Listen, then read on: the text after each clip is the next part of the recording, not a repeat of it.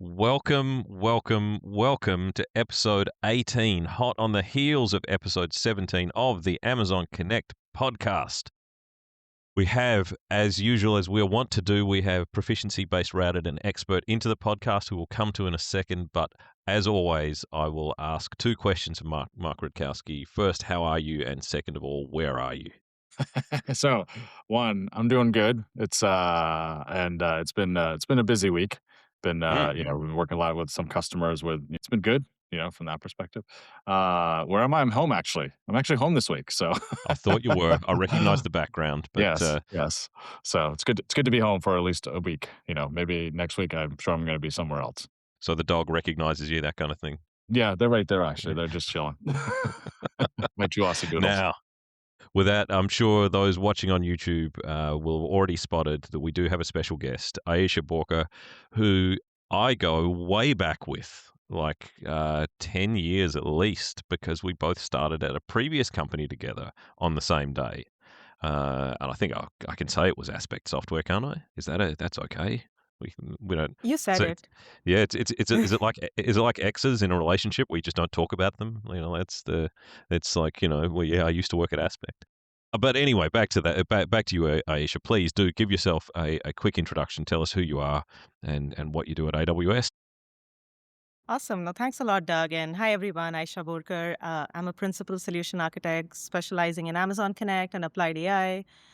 Been with AWS for a really, really long time. I think ever since, I think Mark was one of the first You- people, and also Yeah. Doug, actually, both of you, Yes. Mhm. since We 2018. first And we started working togetger in ProServe. Yeah, That's when because we you were both first, right? ProServe at the time. I Yes. remember that. Yep. yes. Yep. So I started in professional services, and Mark was a rock star. Like, he's a rock star everywhere he Mm, goes. true And then I enough. knew Doug, and then just spent 7-8 years here in the same role, but doing a lot of different things, helping customers. So I'm super excited to be here. Yeah, and I think you've hidden your light under a bushel there a little bit when you say you've done a lot of different things. You're everywhere. Like I see you across, launching new services and new features, enablement, even the word's not fundraising. What's the word? The thing we do where we help people in the community. Volunteer. Volunteering. Volunteer. Thank you. Isn't that what? How exposing? Like, I how's You take know, it I'm very your seriously. everywhere. volunteering going, Doug? Sometimes I, words is hard. That's all I'll say. it's hard. I've been everywhere but in Australia. I hope to come there someday, Doug, and Yeah. then meet you. Well, we've got the Sydney Summit coming up. So we've got a few Americans coming to town. So it'd be good to have you, Aisha. It's a short But trip. we will get to Aisha's proficiency that she's going to talk about in a second. But first of all, we'll talk about some what's news and Mark, you're going to talk about a very special what's going away. But I will give the main what's new we've got is that the Amazon Connect Flow Designer now supports analytics mode. This is really just adding to what we had already launched a little bit with the dashboard, where you could see reporting on how your flows are behaving, which I think does mark us out as it's been a gap in contact centers for a long time. How many people are going down one path as opposed to another? How many people are dropping out when after using there's some self-service, all those kinds of things. The things that actually, once you've analyzed what's going on in your contact center and analyzed the conversations using conversational analytics and knowing what people are wanting, what they're doing, also going back and looking at your IVR and your flows and making sure you're not frustrating people, you're getting them where they need to go as quickly as possible, exposing all of that data and giving you insight there. But with that, I'll go to Mark and tell us about what's going away, Mark. There's not something we Yeah. talk about much. Yeah. For many of our customers out there today, they're using the Salesforce CTI adapter. And Salesforce recently announced the end of life of the underlying CTA API. So, for those of you who don't know, right, we have the CTI adapter. We launched that back in 2017 when we launched Connect. Today we have, and we've talked about this on previous podcasts, where we have the Salesforce Contact Center with Amazon Connect. That is essentially our go forward capabilities that we have and our latest integration that we have with Salesforce. And those capabilities when you want to bring all the Connect features into the Salesforce ecosystem. The CTI adapter will also be end of life at around February 2028. when Salesforce officially deprecates the underlying CTI API. So what that essentially means is that for customers that are using the CTI adapter, they need to start thinking about what their migration strategy will look like. They will Hmm. have a couple options. Obviously, one option is to migrate over to SCCAC as one option. The other option is to look at our agent workspace. So we've got a couple options for our customers from that perspective. And what I would suggest is for those of you listening to the podcast and you're like, oh, I run the CTI adapter, reach out to your account team. We're actually working on guidance as well that we'll be publishing shortly as well around that. I just wanted to give everyone a heads up for folks that are running it. We'll work with you in terms of how to best, migrate through this, in time for, the deprecation. Yeah, and I think they're both good choices, the SCCAC and the agent workspace. They provide a lot of flexibility. Whilst the CTI adapter and our desktop as part of that was really strong and could allow you to do a lot of things, it was kind of struggling to keep up with some of the newer features that Correct. Yeah, it requires more control of the desktop to be able exactly. to. You need more real estate. You need ability to put widgets in places and do things like that, and Yeah, and have and screen it's pops. challenging for us to continue to invest in two complete, offering, overlapping offerings that we have in this space. So that's the other core reason as well. And full credit to our brothers and sisters over at Salesforce for keeping the call center API going for many, many years. I mean, it's as old as I am, I think. I Like mean, by the that's time we deprecated it, would have had an 11-year run. So really yeah, can't complain about that. yeah, yeah. Pretty good. Oh, but I remember using it even way back in my Avaya days. There was the same API we used for having that little iframe in the corner of the screen, that little tab. Yeah, and by the way, this open API deprecation doesn't just impact us; it impacts every CTI vendor out there that's using it as well. So yeah, so that's That's a just for public those of service you who might announcement be there, a on, general who one. might be running Yeah, it on Genesis, and you want to look at Connect. I mean, let us know. We're here to help. absolutely, we are. We stand ready. Well, enough about us, enough about Salesforce. Let's talk to Aisha. Aisha, you wanted to talk to us about forward deploy, which is you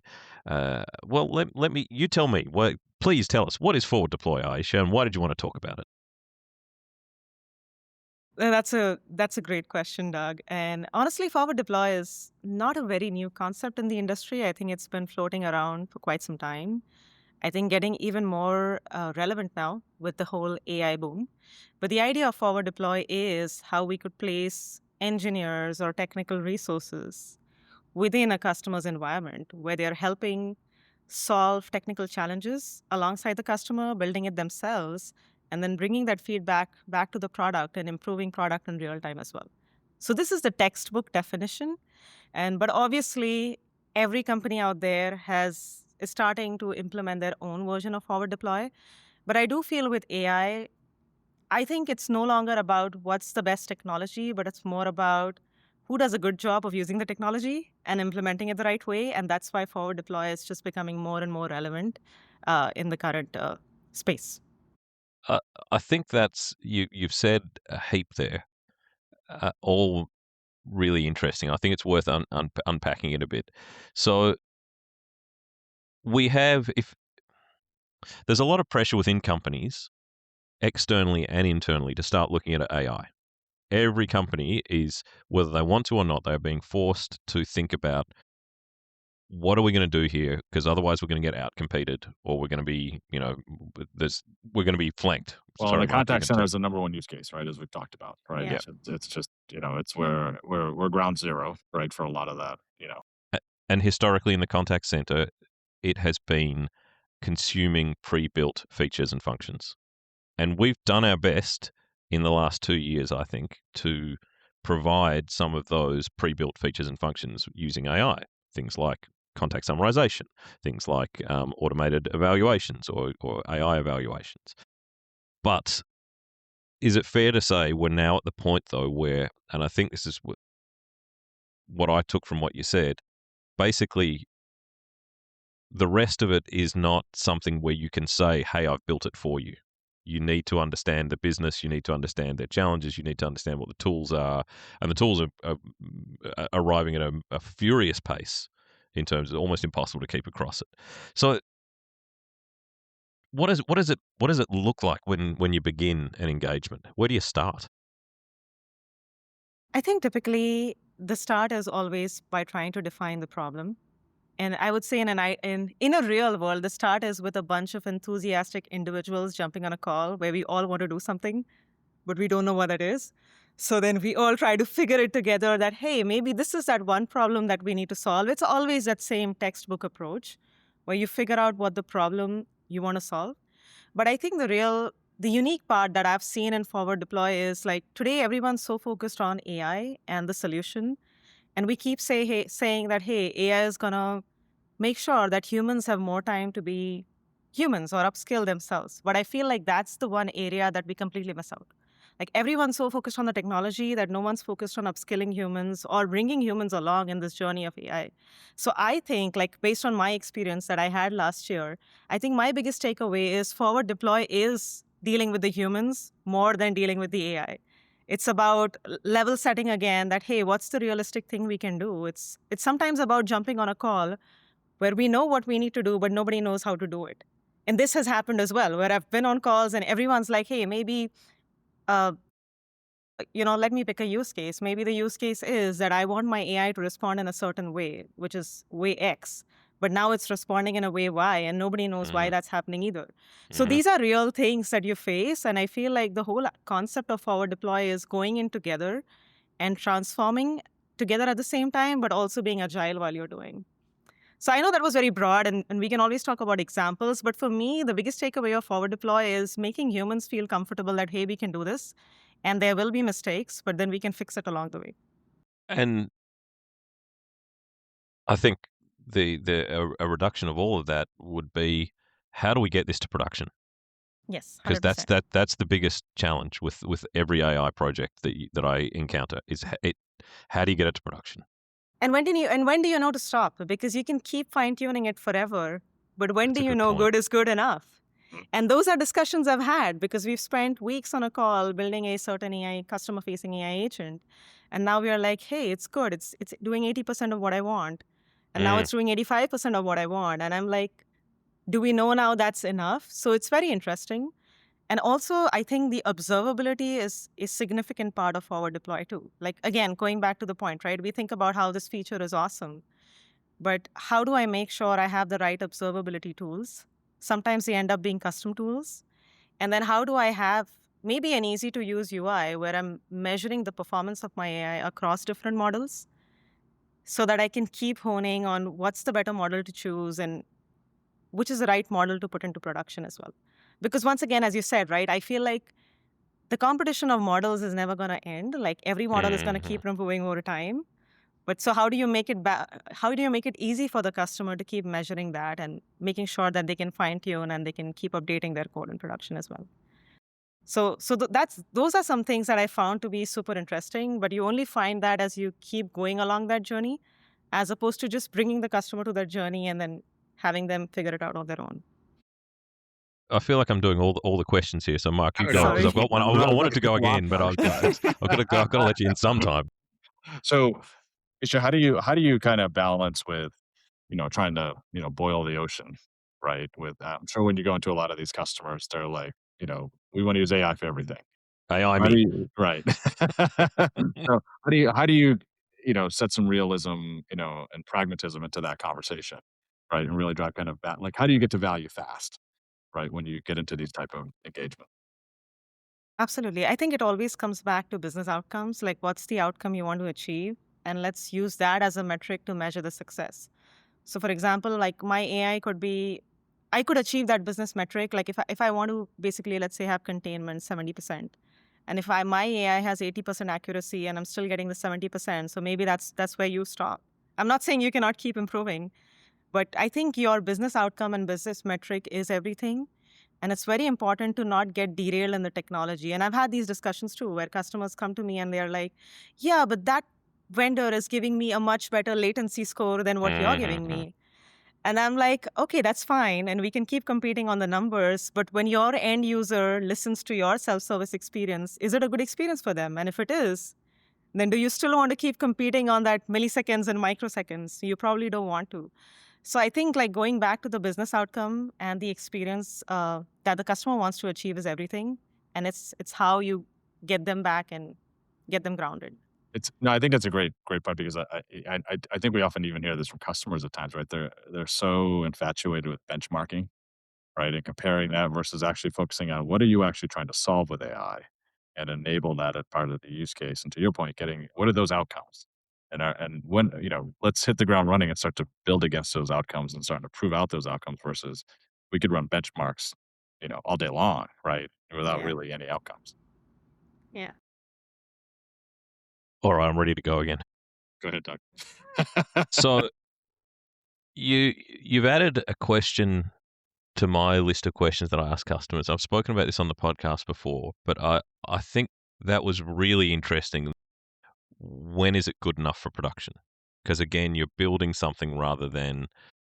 And so the questions I begin with are things like, uh, are you prepared if you are using open LLM kind of interface? Are you prepared for this thing to hallucinate? At some point, is that okay, and how much is acceptable? And when it hallucinates, do you want to understand why it did that? And then the next one is, and it's tied into that, where how much error is acceptable, or when is 85% good enough to go to production? And is that phase one? I mean, I think these are kind of realistic questions that people need to grapple with. And the one that I ask and just sit patiently and wait for the senior person at the customer to answer is, do you want a different answer whilst the content may be the same, but do you want a different answer coming back to the same question? If someone asks the same question twice, three times, four times, are you prepared for a different answer? How do you solve those kinds? Like, do you have a list of questions because these are the sort of things where you're trying to get someone up to a level of competency in thinking about how this is actually going to get to production, like the reality of this, rather than just, hey, I want Chat GPT in the front door of my organization, which is really where most people start. Like, how do you handle that bit? I think, to be honest, and to what you said, right, Doug, it's very difficult to handle that in just one conversation. And I feel like as you go along, and like for example, my forward deploy experience was where I was literally showing up every day on a call with my customer. Like Hmm. every morning we would meet. This is what I did yesterday. This is what I tested. And I feel like as we go through that journey, if you really have a scope, I think customers start seeing it for themselves on how the AI is behaving. And to answer your question about, I think it's more like you see it and then you learn. And bringing them along their journey and standing by themselves I feel is how you end up owning trust, because you can always say, hey, that you're going to have a different answer. And then to your point, right, with benchmarking, they may not be convinced. But I think like testing AI out is the only way to know how well it works and how well it doesn't, which is why I feel like forward deploy gets more relevant, because you have to build together to know how it's going to behave. And I'm going to be very honest with you. I've been on calls where even I don't know why it behaved in a certain way, and I'm like, I Yeah. don't have answers to the question. So I feel like I want everyone to feel uncomfortable. Feel comfortable being uncomfortable, like including ourselves, because it's a journey for us too. So I think setting that expectation on day one as you go through a pilot or a POC is how you end up owning trust and how you start building that confidence as you go along. And so, do you get that problem statement up front and dust it off from time to time? Like when they say, because naturally, as they learn, things will change and requirements change, or because people now know more than they did when they began this process. Do you ever pull out that first piece of paper and say, no, the problem we're here to solve is, you know, X, whatever we decided on day one? To be honest, I'll tell you a real life experience. So, well, the customer I was working with actually wanted the moon. Like, I'm sorry, I can't share a lot because they're not really a referenceable customer. And they were like, we want this like in 3 months. And then we started building. And at the end of 1 month, they rewrote their own scope and they made it like 20%. And they're like, actually, I think we just want 20% of this in the next 2 months. Uh-huh. Because they themselves realized that there was no way they could deliver the 100% of whatever they were looking for in 3 months time frame. So I think like on day one, you can be realistic and you can say, yes, this is your scope. Let's start unpacking it.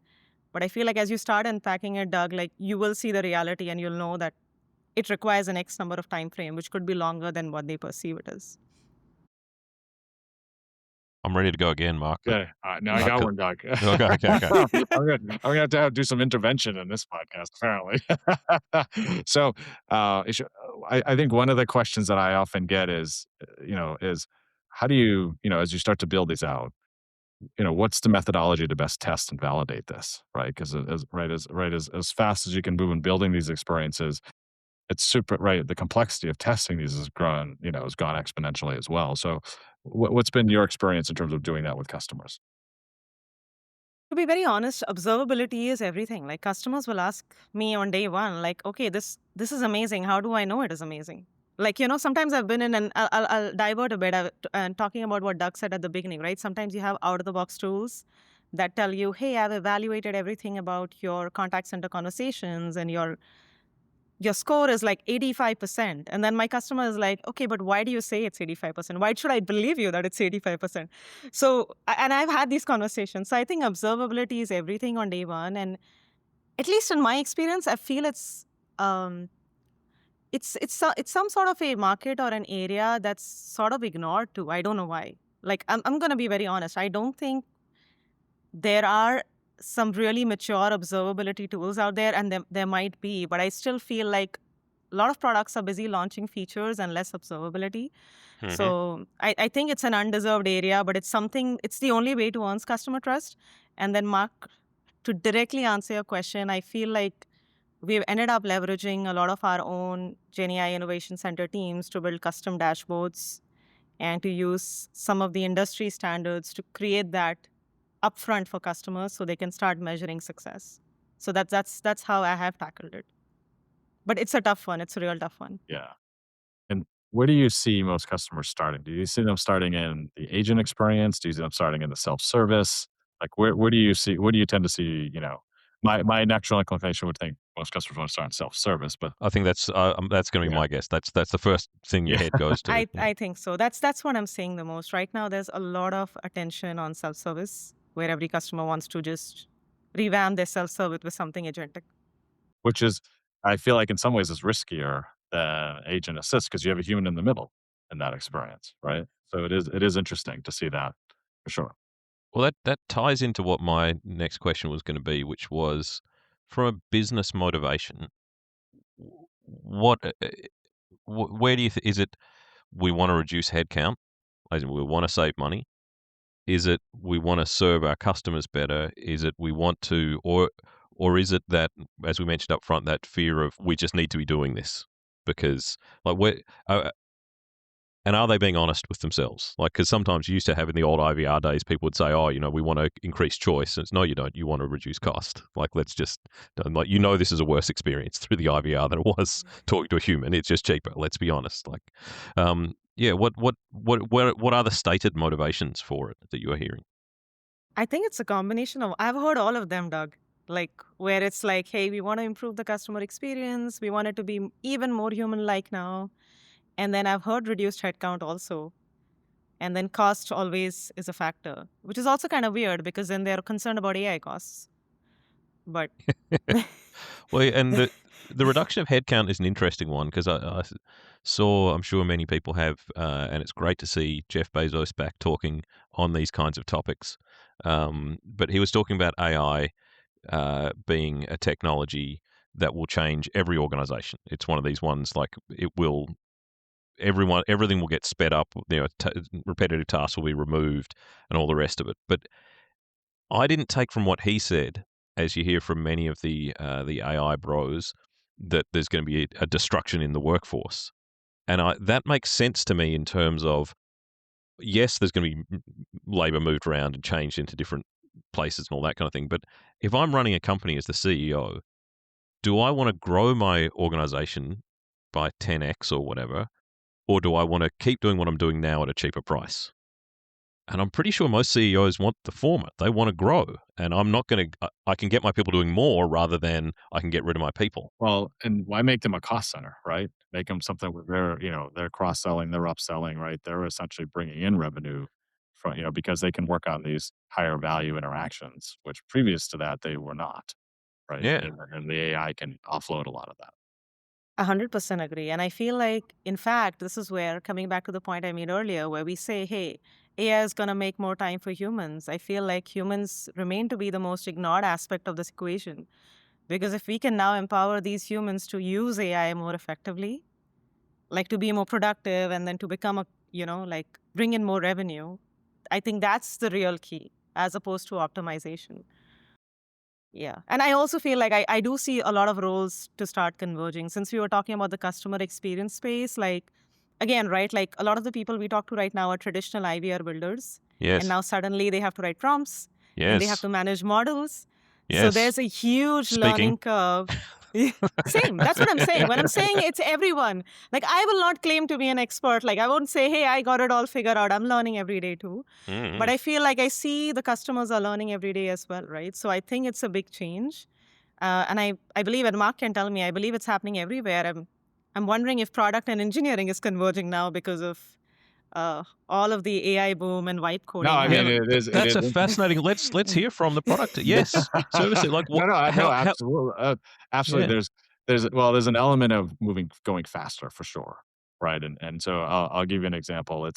We're moving towards not just the fact of, writing for folks who don't know, right? Amazon is a very data driven, document heavy culture, right? So anytime you want to build a feature, and ultimately ship a feature, you write a doc, right? You often start what we call a PRFAQ or a narrative of some sort that basically conveys your idea, and you start to build momentum around that, and then ultimately that turns into a doc that you give to your engineering team, and often you're working with your engineering team to build the product itself, and then obviously working then with your go to market team to launch and sell it.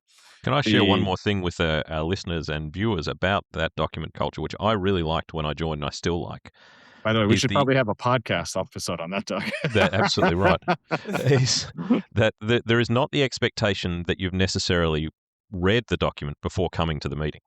That there is time carved out at the beginning of the meeting for everyone to sit quietly and read the document. Because if you don't do that, and this has been my experience, no one reads it in the lead up to the meeting, and then everyone just starts talking. And some poor person has just spent this time writing a 6-page document, and no one's actually read it. And that 10 minutes or 15 minutes where everyone's just sitting silently reading is that is a massive um, difference about what goes on at AWS. But back to you, Mark. Yes. Um, So essentially, right, obviously we've been using AI tools to accelerate, the writing of those docs, right, to help us doing research, right, to enable that around, even sharing and managing, the how we build those documentation and move at a high, like I said, higher velocity. But now we're also even moving to the fact of why do I give you, so a PRD, a product requirements doc that I might give to an engineering team, I can actually I can build a prototype, right? So I can build a prototype and show that, and showing a prototype, Exactly. right, Yeah. goes so you Mm. can convey an idea so much faster, right? When you're able to do that from that perspective, and then it begins this conversation of having, and like, oh, I see what you're trying to build there now, and then you kind of get into this cycle of just like fast iterations, right, in terms of ultimately trying to get to what you want to ship, from that perspective, or ultimately what we think of product fit, as well. I was I was actually on a call earlier with our engineering team, and as we were working through the requirements, I was literally up like doing it real time through the AI, right? And people were like, well, what if we Yeah, could do wow. this? And what if we could do this, right? And we would just literally just like dynamically changing it, and you could just immediately see that impact. So it's incredibly powerful when you can start to really build that. And Yeah. that is what Jeff was talking about. It's just speeding up all those things. But back to Aisha. We digressed there for a second. So how does an engagement begin? Because the traditional world has been, presentation, a demonstration, maybe a POC, and then implementation. This is not that. This is a different process you're talking about. Yeah, I think this is like sort of blurring the lines between POC and implementation. It's like we are POCing to put it in production and not so much as, hey, we POC something separately and then we write another big scope of work and then now we try to put something in production. So it's sort of accelerating the whole POC idea and building it along together. And then talking specifically about roles. And again, as I mentioned, right, I feel like every organization has their flavor of what forward deploy is. Like, but in an ideal world of forward deploy is, where you're building with the customer in their environment, which is why I said it's blurring POC and implementation. Because POC usually is like, either it's in our environment, or even if it's theirs, they are the ones who are touching it. And then implementation is like the consulting firms come in and then they touch the customer's environment. But now everything is happening in that final environment which we want to ship to production. Now, I have one more question, and it's a curly one. So, Mark, do you want to jump in first if you've got one? Because we do need to wrap up. We are at the 30-minute mark. So. I've got a pretty straightforward, and then you can end on a squirrely one at the end. Yeah, perfect. Okay. So what do you tend to see in terms of types of channels that customers are building? Voice, email, like where are they starting? My guess would be voice, but given that's kind we're of biased. Yeah, we're biased slightly.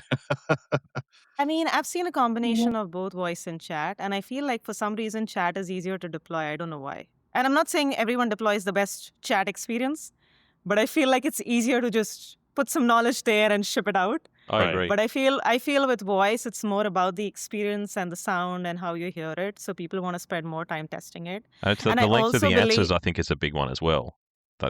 And I also think testing, this is one place where you can build once and deploy anywhere, but I do believe they both have different testing experiences. Because how something may sound is very different on how it looks like when you're looking at it in chat. Yeah. So, you ready for my curly closer? Yes. Because this is the problem we had back when we used to have scaling SAs. So people who would, once a customer decided to go with Amazon Connect, they would be embedded, or their job was to get the customer to full production, and the expectation from the customer was then that this person almost now works for me. It was difficult to get them out. And you've already identified that when it's done, well, is 80% good enough? Is 85%? Are we now going to phase 2? Are we now going to phase 3? Oh, we need to improve. How do you get out of these engagements? What's your exit? Oh, I just end Stop, the meeting and turn off my laptop. Yeah. New phone with this. Yeah. That's the easiest way, Doug. Trust me. But yeah, is it like because there's not a scope of work, is there? There's not a. It's tough. It's a gray area too, and I think that's something that needs to be defined well. Yeah, I mean that's my answer. I wish I had a really nice answer for you, but it's a hard one. Well, I think that shows genuine authenticity, because this is a new area, and we are, as the old hackneyed saying goes, we're building the plane as we're flying it. That's the thing. So, well, and honestly, the whole space, right? Like, is changing. So, like we talked before, so fast. The standards around it, the architectures, right? Like, all of that is like, literally in a month, right? What you built a month ago, right, has changed. Well, I know we're not allowed to talk about Google, but they released the Gamma 4 models, which can now run on your laptop and on your phone. Mm-hmm. Like, you're no longer paying tokens necessarily. Like, that's bonkers. OpenClaw just got a whole lot more wild. Yes. Yeah, they won't release the latest cloud models, right? Because they're scary good. So, all right. Yeah. On that note, Aisha, this has been awesome. And I would love to have you come back and tell us more once you have done more and experienced more and seen more, because this topic and what you're talking about is of critical interest to every single one of our customers. How do you actually get this stuff done?